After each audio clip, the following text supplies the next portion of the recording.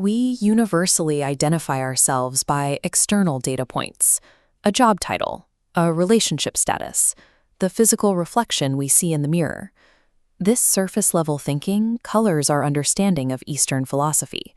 In the West, yoga is widely perceived as a series of physical stretches, a tool for surface-level stress relief rather than deep internal inquiry. Identifying solely with the physical body carries a psychological weight. It breeds a persistent underlying terror of aging, loss, and the inevitable reality of death. We spend our lives searching the material world for a permanent sense of peace, even though the external world is defined by constant change.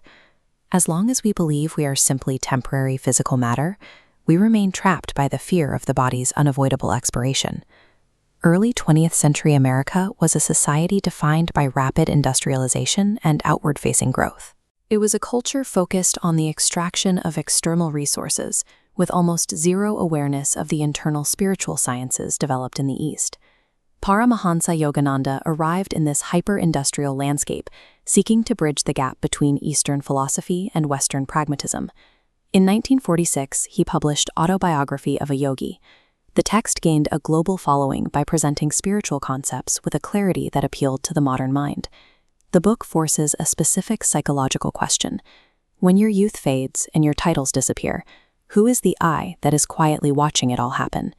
Yogananda presented his story as an instruction manual for a mental technology, designed to bypass the physical world and investigate that internal observer directly. The root word of yoga translates literally to union, the intentional merging of individual consciousness with a broader, universal reality. Our default state is shown here. Human life energy naturally flows outward through the five senses, anchoring our attention to the physical world. Kriya Yoga systematically reverses this current, pulling energy away from the sensory endpoints and drawing it back into the central nervous system. Shifting energy away from the external senses effectively silences the ego and the distractions of the physical environment. This process moves human perception from the chaotic noise of the outside world into the disciplined silence of the mind. Navigating the unmapped territory of one's own mind is a treacherous process. It is a psychological journey that is difficult to navigate without a map or a guide.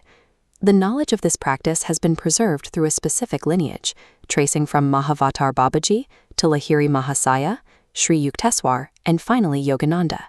Sri Yukteswar, Yogananda's master, embodied a calculated severity that prioritized results over emotional comfort.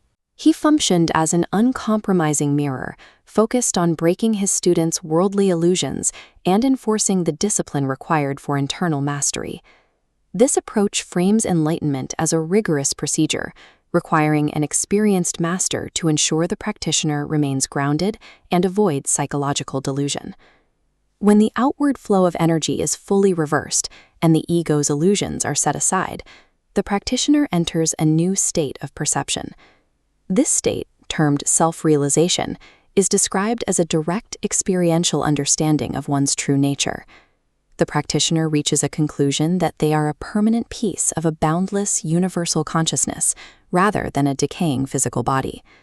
In this framework, the fear of death is neutralized because the core identity is no longer tied to the mortal vehicle. A skeptical modern viewer might find the mystical and supernatural events described in Yogananda's book difficult to accept. Finding value in the text is possible, even for those who approach its more miraculous claims with academic skepticism. The book can be viewed as an invitation to conduct a radical internal experiment on one's own consciousness. Yogananda's story presents a provocative argument that the path to addressing humanity's greatest terrors lies in the systematic exploration of the mind's internal architecture.